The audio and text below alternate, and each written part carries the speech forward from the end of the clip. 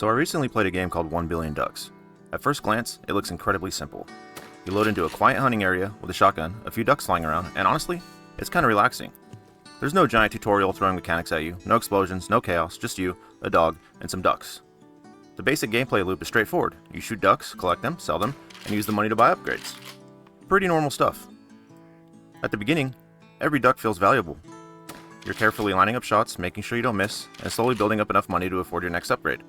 It's the kind of game you could easily mistake for a casual hunting simulator, but that's where 1 Billion Ducks tricks you, because every upgrade makes you slightly more efficient. Then slightly more efficient turns into significantly more efficient. Then suddenly, you're not really hunting ducks anymore. You're operating a duck harvesting empire, bordering on duck genocide. What starts as a peaceful hunting area gradually turns into an optimization game where you're constantly finding ways to generate more ducks, buy and upgrade more dogs, hire and upgrade more hunters. You'd think that would keep things under control. It absolutely does not.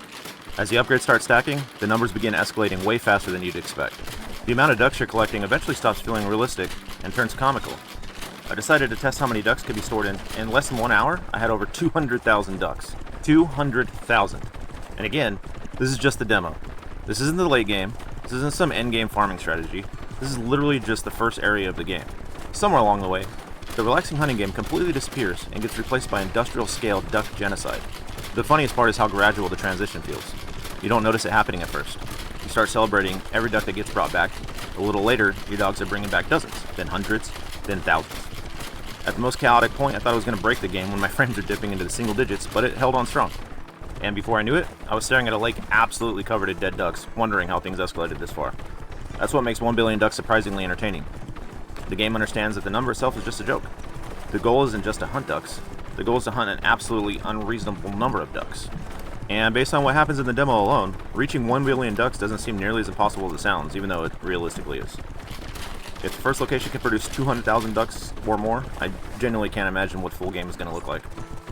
What starts as a calm hunting trip eventually becomes a duck-producing machine, spiraling completely out of control.